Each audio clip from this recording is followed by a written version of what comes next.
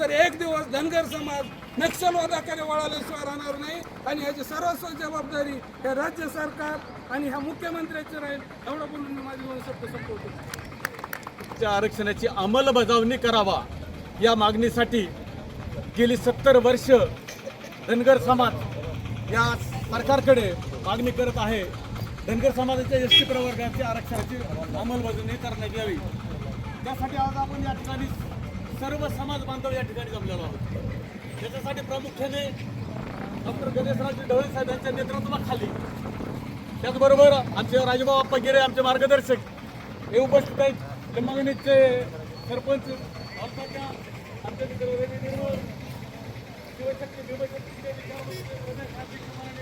बाप्पा मोरे, त्याचबरोबर या ठिकाणी सर्वात जमलेले समाज बांधव, धनगर समाज एकाच मागणीसाठी सरकारशी झगडत आहे. धनगर समाजाला एसटी प्रवर्गाची अंमलबजावणी करण्यात येईल. ही अंमलबजावणी करण्यात यावी ह्याला काय मुद्दा असतो. घटनेच्या 342 नुसार धनगर समाज हा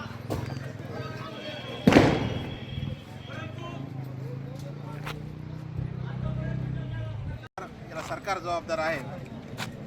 दीपक भाऊ हा लढा जो आहे गेल्या 30-40 वर्षापासूनचा लढा आहे आणि धनगर आणि धनगड हे एकच आहेत हे मुख्यमंत्र्याला माहिती आहे. याच सत्ताधाऱ्यांनी 2014 मध्ये पहिल्या कॅबिनेटच्या बैठकीमध्ये आरक्षण देऊ असं म्हटलं होतं.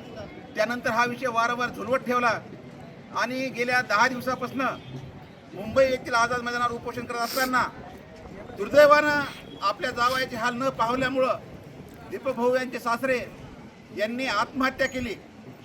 तसं पाहायला गेलं तर ही आत्महत्या नसून सरकारच्या हलगर्जीपणामुळं गेलेला बळी आहे आणि हा सरकारने केलेला खून आहे असं माझं म्हणणं आहे. जरी या ठिकाणी दीपक भाऊंनी उपोषण मागं घेतलं असलं आणि प्रशासनानं सरकारनं आत्महत्या केल्यानंतर सर्व धनगर समाज बांधव किंवा 18 पगड जाती लोक रस्त्यावर येऊ नयेत म्हणून डॅमेज कंट्रोल या भावनेतून त्यांनी केवळ दीपक भाऊंची भेट घेतली आणि नेहमीप्रमाणे आश्वासन देऊन ते उपोषण सोडवलं. आज दीपक भाऊ हा वाघ जरी 2 पावलं मागे आला असला तरी भविष्य काळामध्ये सर्व केवळ धनगर बांधव नाही तर 18 पगड जातीचे बांधव जे आहेत ते पुन्हा मोठ्या प्रमाणात झेप घेणार आहेत. या ठिकाणचा हा रस्ता रोको जो आहे तो पूर्वी आम्ही नियोजित केला होता की दीपक भाऊ यांना पाठिंबा देण्यासाठी.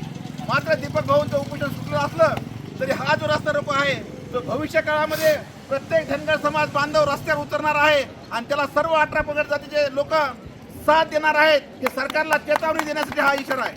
त्यामुळे जास्त काही न बोलता प्रशासनाला माझी पुन्हा एकदा विनंती आहे की प्रशासनानं हा प्रश्न जो आहे, कारण हा मागणी जी आहे ती न्याय मागणी आहे, कायद्याच्या चौकटीत बसणारी मागणी आहे आणि त्यामुळं प्रशासनानं सरकारनं याचा गांभीर्यानं विचार करावा आणि संपूर्ण महाराष्ट्रामध्ये अख्खा धनगर समाज रस्त्यावर उतरून जागोजागी चक्काजाम आंदोलन, रस्ता रोको आंदोलन करण्याची वेळ प्रशासनानं सरकारनं येऊ देऊ नये एवढीच या प्रशासनाला विनंती आहे. आणि या ठिकाणी जे लोक थांबलेले आहेत ज्यांच्यामुळं आम्हाला त्रास, ज्यांना आमच्यामुळे त्रास झाला आहे त्या सर्व बांधवांची मी या ठिकाणी माफी मागतो. परंतु धनगर बांधवांच्या हा जिव्हाळ्याचा प्रश्न आहे, त्यांच्या लेखांच्या भविष्याचा प्रश्न आहे. या ठिकाणी पोलीस प्रशासन आलेलं आहे. त्या पोलीस प्रशासनात